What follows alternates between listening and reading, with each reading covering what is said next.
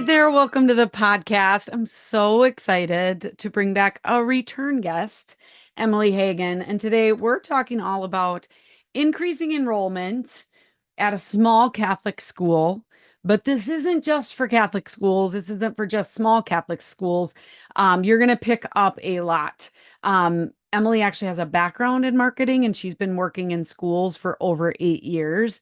And so her tips and strategies about how to grow enrollment, how to really see some of the results that they have seen in major growth enrollment are going to help you. So let's listen in. They primarily offer social media content on Facebook and Instagram, and she's going to talk about how she gets all of that content to share. She's going to share 3 specific tips on how to grow enrollment. And we're going to talk about examples. Okay. Of course, we got those linked in the show notes between social media, print advertising or print materials and all of that. And then we're going to dive into branding. And she's got 2 brand new tools that I never knew about that we're going to talk about today. And also a little kind of tutorial or tips on how to raise funds. So she did something brand new last year and raised over $25,000 in 1 week. And you're going to want to find out what it is. So listen in to today's episode. My ask for you is, hey, if you love hanging around people that do social media for schools, you want to check out this free community. This free community is called the K-12 School PR and Communications Community. It's not run by Social School for EDU. It's run by a group of people. I happen to be part of that, but it's not a Social School for EDU sanctioned group. It's just a free group where people can ask questions, share tools and resources, and have conversations in a Facebook setting, in a Facebook group. So I'm going to link that up. You can actually go to facebook.com/groups/K-12 school PR. Public schools, private schools, all schools are welcome, in addition to people who serve schools like me. So check that out. And now let's get to this week's K-12 PR tip. All right, today's K-12 PR tip is about Instagram. Did you know that you can pin posts, up to 3 of them, to the top of your Instagram page? You can. I was just recently doing a little skills session with our membership group, and some people didn't realize that you could do this. And so once you've posted something on Instagram, you can hit the 3 dots and you can actually pin it to the top of your profile. This could be Reels. This could be just a single picture post, or it could be a carousel. And I just want to encourage you, since we're talking about enrollment and growing enrollment, that maybe you consider having some type of post talking about student experience in your school pinned to the top. I think that's really a powerful way. We've got a lot of parents, we've got students looking at your Instagram content, and what a great way to kind of highlight student voice and student experience in one of those top 3 posts. And so also, if you have used the pin post feature, it might be time to look at what is pinned to the top. Maybe it's outdated. Maybe it doesn't matter anymore. Maybe there's something else you'd like to pin to the top instead. So check that out on Instagram. And now let's dive in to this week's podcast episode with Emily Hagen. Welcome back to the podcast, Emily Hagen. How are you? I'm wonderful. How are you? I'm really good. I am excited for you to share with the listeners today. And you mentioned you were an early on guest. What Yes. episode number were you? Wasn't it like 32 or something? Yeah, I think it was Early. episode 31. This is now episode 236. So a lot has happened in 205 episodes, several years later. Emily, I'd love for you just to kind of share your background and then your current role with St. Joseph Catholic School there in Rice Lake. Sure. I went to school for marketing. So I've been in marketing in my career since out of college. So I have a Marcom degree. Right out of college, I was like, I'm going to climb the corporate ladder. I worked at Target Corporate downtown Minneapolis. Loved it. Had a great start to my career and just a way to build relationships. I learned a lot there. But after having kids, things slowed down a little bit. And then I sort of like, honestly, by the grace of God, fell into working for Catholic schools. This is now my second Catholic school. I had to move in there, so I moved from the Twin Cities to Wisconsin, back closer to home. And I've been working in Catholic schools now for, I think it's like 8 years, really focused on building enrollment in Catholic schools, marketing. Social media is definitely a part of my world. YouTube, Instagram, website management. I've also worked on the church side as well. So it's been good to kind of see the whole organization and to be able to step back and even help other Catholic schools. I did a little bit of what do you call it? Consulting for an organization in the Twin Cities that helps Catholic schools. Lots of experience in working with different varieties of schools. So it's Yeah. been fun. Yeah, and consulting, and I know you're doing some speaking and you've spoken. I feel like we've known each other all 8 years that you've been in school marketing. I think so, because when I first started, like everybody else starting working in schools and marketing, you have no idea what you're doing. So I stumbled across you from somewhere. I don't know who had recommended it. And so I was one of your clients, I guess you could say, and learned from you when I first started in social media for schools, because it was an unknown territory for many people, what, 9 years, 10 years ago. Yeah, yeah, yeah. We've kind of all learned together, and I've certainly enjoyed watching your journey. Tell me a little bit more about your role right now with St. Joseph Catholic School. Sure. So I'm the director of marketing and advancement. So my role isn't just marketing, it also encompasses all the development work. So I manage cultivating donations for the school, our annual fund, just bridging the gap between our constituents and just trying to gain the funds as well to make our school successful. So kind of dabble in both worlds, marketing and development. Okay, and about how big is your school? We have 201 students, which is very exciting because 4 years ago we had 141. And when I came 4 years ago, I asked my principal, what's our maximum capacity? And he said 200. And I said, okay, I'm going to get you there. And so now here we are this year, 201 students. So that's very exciting. And And we're you were pretty much at max capacity now. Okay, and you were able to fit in that extra student, which is awesome. Um, Yep. so you've been there for 4 years and you've been able Yes. to add 60 students in that time. Okay, we're gonna learn a lot, you guys, in this episode. I love that. And then what grades do you serve? So we have pre-K age 3 through grade 8. Okay. All right. And do you have in Rice Lake high school Catholic school option or most kids transition to the public school? We do not. They go to the Rice Lake Public School, and we have a fantastic relationship with the public school. We have all of our alumni come back from the public school and they celebrate with our students during homecoming week and things like that. So we almost feel like we're a public school in a way, like we're a part of the district, but we are a Catholic school. So we do have that a little bit of separations, but we work Oh, really well together. okay, that is awesome. And how does social media fit in your role? Well, social media is pretty big when it comes to, gathering and gearing up excitement from our community. So social media, when I first started here, was nothing. They really didn't have anyone managing it. So when I came on board, it was like bam, all of a sudden we had a social media presence. It's sharing your story every day, what the kids are doing. It's sharing what our culture is. Getting prospective parents a little bit of a bird's eye view into who you are. But social media is huge for this role. We do Facebook and Instagram. I've been this year and last school year been really dabbling into Reels, and that's been super fun. And wow, they really work. The kids enjoy watching them too. It's funny. My principal will say, make sure you tell me if you see any middle school kids liking your Instagram posts because they do That's during the school awesome. day. Yeah. So you don't have it blocked at the school, so they're able to get, or do they Well, just not get? not We on the do. Wi-Fi. They do, but they figure it out. We have it Yeah. blocked, but yeah, they figure it out. They're Okay. smart. So Facebook and Instagram, Mhm. and you were telling me right now your role is part-time.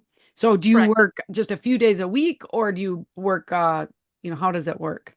So I'm always here Mondays and Wednesdays, and then a few hours on Thursdays. And then honestly, throughout the week, I always want to say to everybody, I'm always available. I mean, when you work in social media, you kind of have to have your eyeball on social media every day just to make sure things are still, looking good. No crises or anything. But yeah, typically 2 days a week, and then maybe another day, a few hours. Okay. And do you get help with getting content from your staff or are you going out and taking all the pictures? So when I first started, it was me going out and taking all the pictures, but then I realized that doesn't make a lot of sense and that's not healthy for me. I can't get any other work done. So my teachers are really good at sending me pictures. And actually, I took your advice, I think, from another podcast recently about how to ask your teachers to send you content and how important it is. So at our back to school in-service day, I kind of did a like, what is social media for staff members? And then along with that, like, what is your role? And had the principal share this, because if the principal says it, it's extra important. So I had the principal share, like, hey, if you can send Emily at minimum 2 pictures or postings a month, like we would have so much content and we'd be able to share our story. So I get content several times throughout the week. For me in our small school, I take it any way I can get it. I know it's nice when you can have like one email to filter everything, but whatever way they can send it, I will take it. So we do a really good job getting content from teachers and even from parents. At the volleyball game last night, I'm not going to be at every sports game, but I have parents that I'll reach out to on purpose ahead of time, and they'll send me content. Okay. And Reels, you said that you've had really good success. I guess at the time of the recording, I will have just done a big Instagram Reels free training out there, which will be available on my website, by the way, guys. So you can check that out.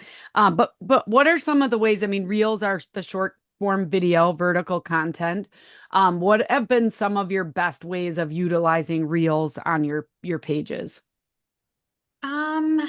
Reels for me are like those small moments in time that you want to capture of like day in the life of St. Joseph's School. What are those small moments? And they might not be very long. They're actually pretty short, under 30 seconds, I would say was what I've been doing. Hmm. Um, it's the kids working on something really awesome and having moments of their facial expressions or body language of excitement of just how much fun they're having. So those reels are what I love to capture. Like this morning I did a video and I haven't posted it yet. We were at church, every Wednesday we have church. And there was this beautiful moment of all the kids singing the Our Father. And, they had their hands up. Like that is a beautiful moment to share with the broader community of like, we're all together, united in this mission. So Yeah. yeah. That's awesome. And some people get really stressed out with reels because there's all the trends and the music and all of that. And you just explained none of that. And that's Yep. what I think is powerful. Like being able to authentically share what's happening in your schools in a different way than just an image can be really powerful. And I'm Mhm. sure that you've gotten even faster at being able to, share some of those moments. You just kind of got to jump in, right? Yeah. Yeah. Yeah. And sometimes they're photo collages too. Like I'll have a bunch Right. of photos and I'll do the whole fancy thing and do the music in the background and all that stuff. And those are great when I have the time. But sometimes I just don't. So sometimes it's a video I just will upload and put some text over it. You know, it Yeah. works. Yeah, absolutely. So, you kind of in your intro, you talked about the success that you've had over the past 4 years of growing from 141 to 201 students, and Mhm. many schools. I mean, small Catholic schools, but a lot of schools are focused on increasing enrollment. So, what strategies can you share that you believe are working well for Catholic and faith-based schools? In regards to growing enrollment, I think that as hard as it might be for a budget of a private school or a nonprofit school, you've got to find somebody that you can hire to do this work. Mm. I think a lot of small schools think, oh, our front desk secretary will do it, or the science teacher will do it, and it becomes like a secondary job. And I've not found a school that has done that successfully well. So I think you have to like dedicate someone to the job. Like I said, I'm part-time and that's worked out really well. Even getting a parent that you can give a tuition discount to for their kiddos and say, hey, would you do this work? And then there's a lot of trainings out that you can find to send that parent to learn how to do this type of work. So I think that's important, number one. And that's just like a very cut and dry tactical thing. You got to hire someone to do it. And that's sometimes where our smaller schools are. Two, I would say print communications are still really, really important, at least for us. So we live in, Rice Lake, Wisconsin, rural Northwest Wisconsin. There's a lot of aging population here. And for us, that aging population is who supports our school. And a lot of times they're grandparents of students attending the school. And they also might be paying the tuition of their grandchild. So you have to tailor to them. Yes, I know they're on social media, but we also send out a quarterly, we call it our Spartan Spotlight. So we do a newsletter, and in that newsletter, I try to put my best stories in there. So like that is where you're going to hear the best, like whatever that best story is. Like this month, I actually just popped it in the mail today, was how our school partners with the public school and how we're united together and how important that is for our youth. So that was that story. But after that goes in the mail and all our constituents receive it, they're also going to see it on social media. They're also going to see it on our website. They're probably also going to see it in our local chronotype newspaper. So I follow up with multiple modes of communicating, not just one. But I do want to point out that print communication it's still important along with your social media. Um, So I got a I also question. I got a question on that. So you're doing a quarterly, like a newsletter that you're sharing out. Who receives that? Like, how do you decide that mailing list? So that mailing list includes all of our current families, Okay. all of our more recent alumni, parents of alumni, any other parents of alumni that have made a gift to our school. So like I have my constituent database for my development side of my role. So it's any of our donors, like people that are already bought into the mission and they just want to keep receiving all this good stuff from us. So they all get that newsletter. And then we also share it with all of our churches too that support the school. Okay. Yeah. All right. So it's about That's 1,000 copies that go out quarterly. okay. Perfect. Thank you so Mhm. much. Okay. Yeah. I think you were going to go to another strategy. Yeah. One other thing that we've started doing, and this actually was kind of a COVID thing, but I'm like, we're going to keep doing it. Everybody loves it. So because our school's small, 200 students, every year when we get new families in, let's say we have 20 new families every year, that would be a good number with multiple kiddos.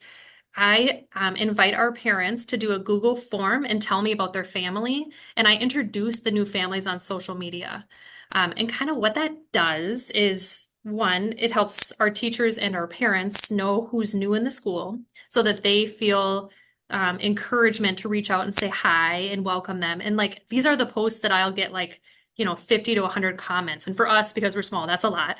Lots of likes or shares even, even a family might share it and say, we're so excited to start at St. Joseph School, or they'll comment. And when you get those comments, to me, that's marketing gold. That's like what I want. I can sit and do all the marketing and make things look pretty all I want, but the best marketing is word of mouth from parents that are experiencing how wonderful the school is. So we do that every year. And that also helps us to cultivate a culture of belonging where our families feel like they can belong. Hmm. Like let's face it, when you send your child to kindergarten, it's almost like you as mom and dad are starting high school all over again and you have to like meet friends and like try to be popular and like be a part of the group. I remember being in that spot. Now my kids are older, but it's hard. It's hard for mom and dad too, and it's hard for the students. So, we also do other things such as like a summer classroom party. We have a class parent that'll organize a gathering in the summertime for the whole class. And we can do that again because we're small.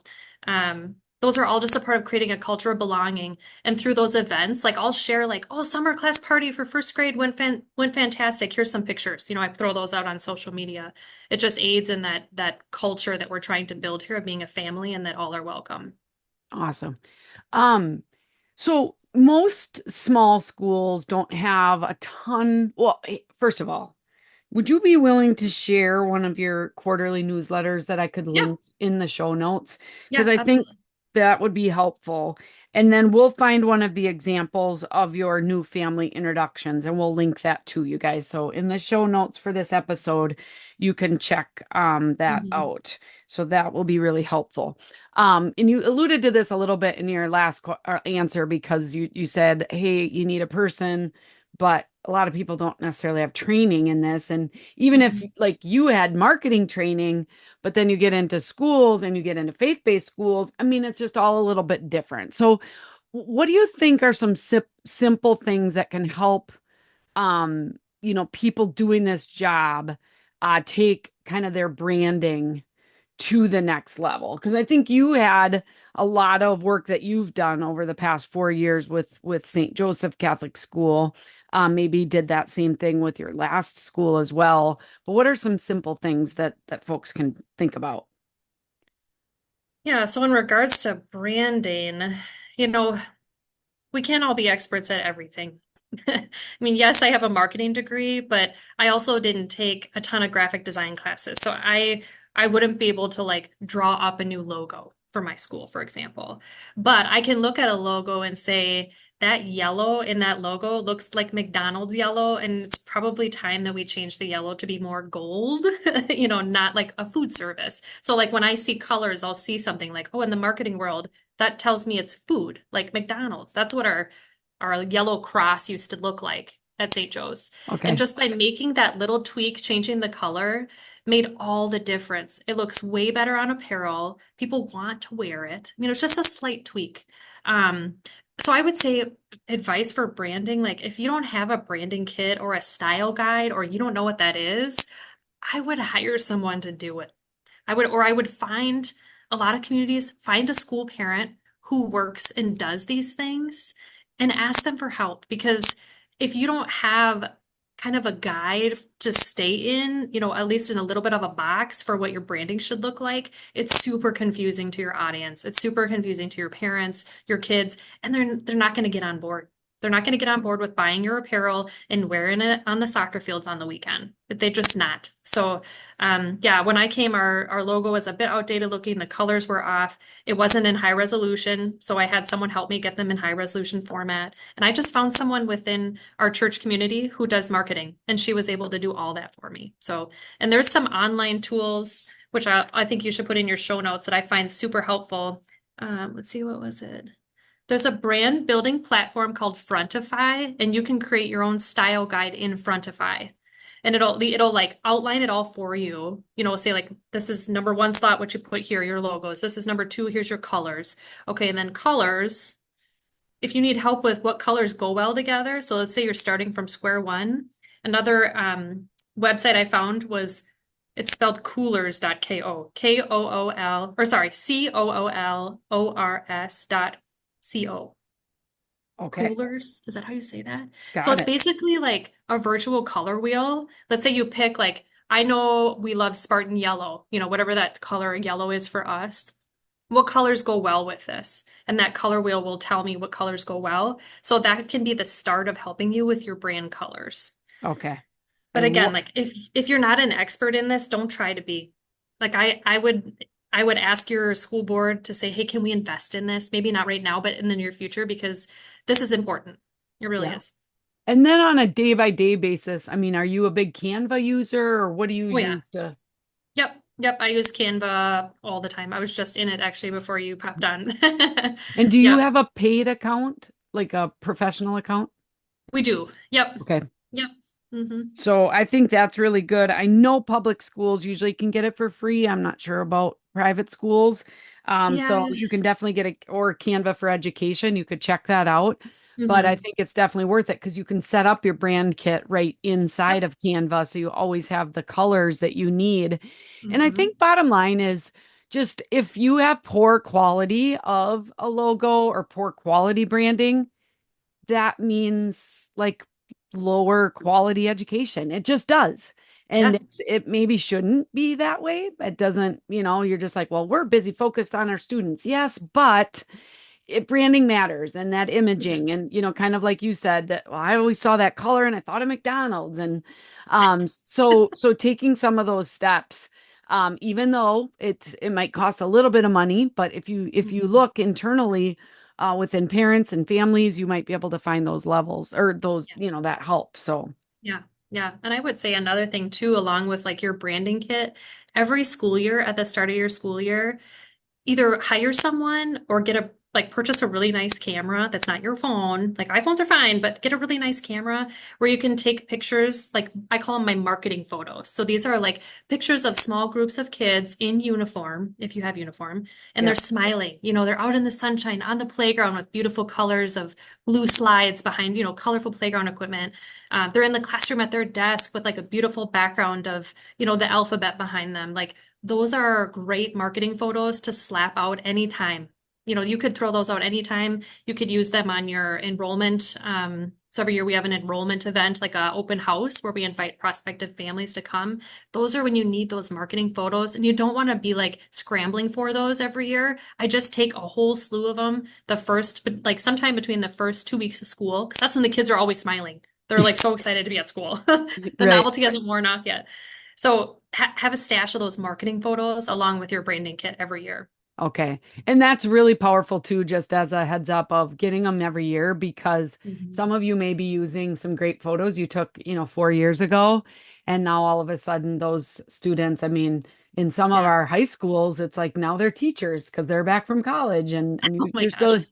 still using their high school pictures. So Yep. updating those annually is a Mhm. good advice.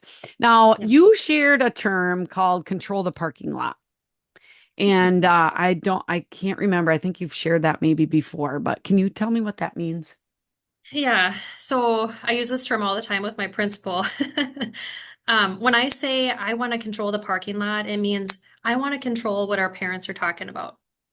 I want to control what they're talking about on the soccer fields on the weekends with other parents, or at the grocery store. They're going down the aisle in the soup can aisle and, they meet Susie Q, who is, a public school teacher, but a good friend of theirs.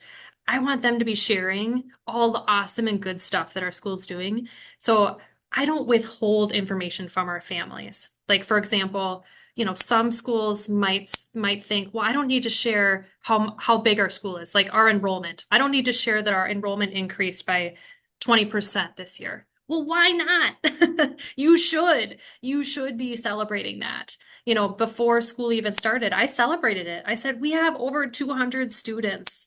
And I did it via a reel. And it was like, I called it the cue the confetti. I was like, cue the confetti. We just popped over 200 students of enrollment, and this is the highest it's been in this century. So there's a nugget of fact about our school that I've just shared with the whole community of Rice Lake, Barron County, and beyond. And I want them to share it. I want them to be as excited as I am, as we are as staff of St. Joseph School, and what that means. Um, so don't be afraid to share information that you think might be like, oh, we'll share this with our school board and internally, or our councils. Share that out. Empower your community to also be aware of some of those internal nuggets that are important. Yeah, that's controlling the parking lot. It's whatever you want your parents to be talking about. And I know you've said this before, like keep shouting all the good to drown out any of the negative. It's rare if we get any negative at our school. And if we do, it's usually word of mouth behind our back. We hear about it behind our back, sort of. So we just drown all that out by sharing all the good Yeah. stories, the heartfelt short stories of our kids and our teachers and the real work that they're doing. Yeah, that is powerful. And even looking at some of those stats or some of those, did you know that we have this program or that program at our school? Mhm. I was just working with a school in California and they have some special programs that even go down to kids that are like 18 months old where they're providing Oh, some services. that's And it's awesome. like until you celebrate those, some people might not even know that exists. Nobody And knows. so it's really powerful and people are going to talk. So why not give them something good to talk Hmm. about? So I Hmm. love that. Absolutely. What beyond, the numbers that you've obviously done to climb enrollment, are there any other results that you've seen by implementing some of these strategies there at your small Catholic school? maybe tangible or just things that are happening or relationships that are being made that you could share with us? Yeah, so I would say in addition to the enrollment growth, we've had a shift in our culture, Mm-hmm. which has been really exciting to see. We have students that are making the choice to like join our church, like become a member, right? Or like go through what we would call their first communion is what we call that, or be confirmed. We've had an increase in people joining the faith community, which has been really beautiful because our school is just a ministry of the church. So we are the same tax ID as our church. We're not a separate entity. So we've seen a culture shift, and that goes back to what I was saying about helping people feel like they belong and sharing things on social media that embody that or are examples of that. Um, you know, I feel like that's the biggest one. And then the other side, my development world, we've seen a huge uptick in gifts. Okay. So people want to support people that are on mission. If your Mhm. school's doing nothing, people are not going to open up their wallets. They want to see you moving and grooving, and they want to hear stories about students having their lives transformed because of, so and so teacher, or, a story of a student who was struggling in math throughout all of middle school. And then finally, that eighth grade year, they really figured it out. And it was because of a specific teacher that spent time with them every morning before school. And those are the stories that I'll share not just on social media, but in our newsletter and in our print communications because our community is old. Um, I would say that. So yeah, we had our first ever week of giving last week. So in a nonprofit school, if you're not doing one, I'd encourage you to explore it. Do a day or a week of giving above and beyond outside of your like, usually they'll have like a gala of some sort to fundraise for the school. Yeah. But I encourage you to also have a day of giving. For us, we Okay. did a week of giving. I'm realizing our community is old, like I've said, they just move a little slower. So we did a whole week of giving. Every day I showcased something awesome and exciting, and it was my face. Like I was the face of the week of giving. And it was super fun. I had this goal of raising $10,000. I mean, it was just minuscule. I was like, we'll just see what happens. They blew it all out of the park. By the end of the week, we had rose about $25,000 for the Mm. school that we wouldn't have had otherwise if we wouldn't have tried, you know. So I think that was just almost an encouragement to me in my role is you don't know if you don't ask. So do great communications, share your story, and then follow up with an ask of like, hey, see all the awesome stuff we're doing? We'd love for you to join our mission by being a committed supporter, whatever Yeah. that might be. Hmm. Oh, that's awesome. Congratulations. Yeah, I mean, thank you. I'm sure even you've said, hey, $10,000 for this thing we've never, because this is the first time you've done a week of giving. Last May we did it. Yep. Hmm. Okay. And so yeah, you just try it and you're like, okay, maybe we Hmm. can raise $10,000 and Yeah. two and a half times that you Yeah. never would have had if you didn't ask. So, Hmm. and when do you do your gala?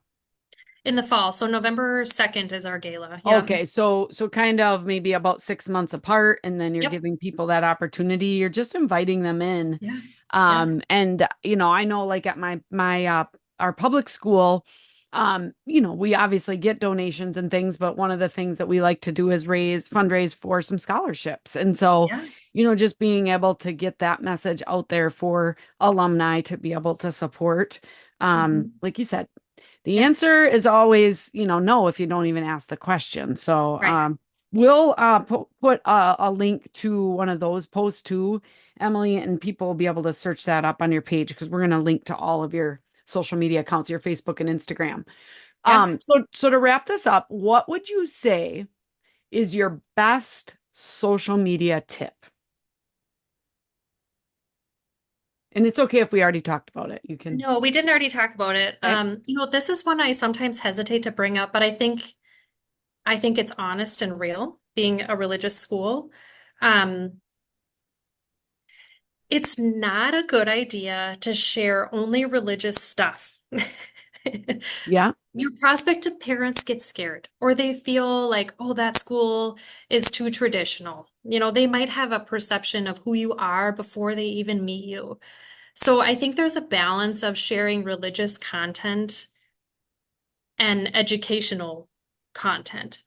So my balance is I would say less than 20% of my social media posts have to do with something religious.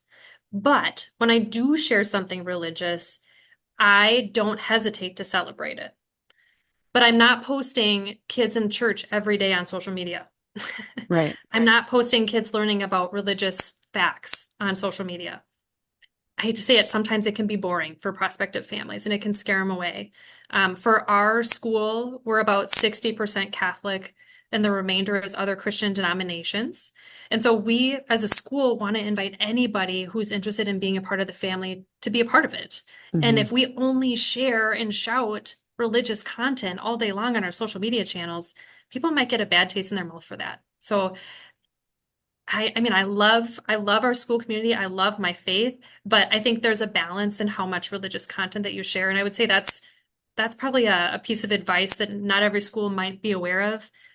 You might be giving off a perception of your school that you don't want by sharing too much religious content.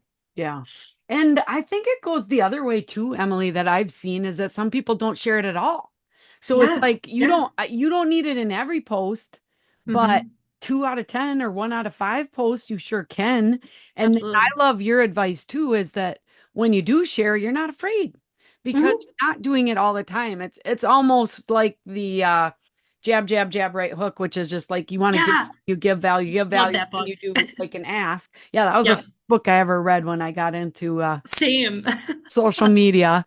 That author has, he probably could use your church and your organization. He doesn't have the best Yeah. mouth, but he's Yep, I do remember smart that. smart guy, smart marketer.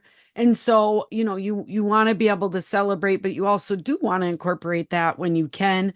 And I'm sure there are even ways of recognizing some of the things that are going on with some of the values that you hold with integrity and trust and cooperation and all of the things that Hmm. happen.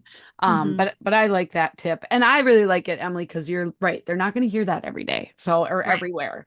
Right. So that's good. Yeah. Well, as we wrap up, if somebody wanted to reach out to get a little more information, what would be the best way to stay connected to you? Well, you can certainly find me on Facebook, Emily Hagen. Otherwise, you can email me e.hagen, Hagen, at sjsricelake.org. And I'm sure you'll put that in the show notes. But yeah, folks can reach out anytime. Give me a call here at the school, St. Joseph Rice Lake. Google us. Yeah. And yeah, I'd be happy to share. Okay, yeah, I'll make sure to get that email address. So certainly reach out to Emily. She's got a lot of experience too with Facebook ads and some of all that, more advanced stuff. We didn't even talk about that. It takes a little bit of investment, a little bit of dedication and it doesn't happen overnight, but Mhm. it definitely happens eventually. And I'm really proud of your results. Can't Thank you. can't wait to see them start expanding the school just so they can accept more kids. That's what's on the agenda for our school board next month. So I'm Uh, very excited. all right. Well, you are making a difference there and beyond. So thank you so much for sharing today. Everybody, thanks for tuning in. Hopefully some of these strategies will help you out, whether you are a small Catholic school or maybe you're a little bit bigger, religious school or a public school. I think there's so much to take away from today. So thanks for hanging out with us, and we'll be back next week with another great guest. So thanks so much, Emily. Bye-bye. Thank you.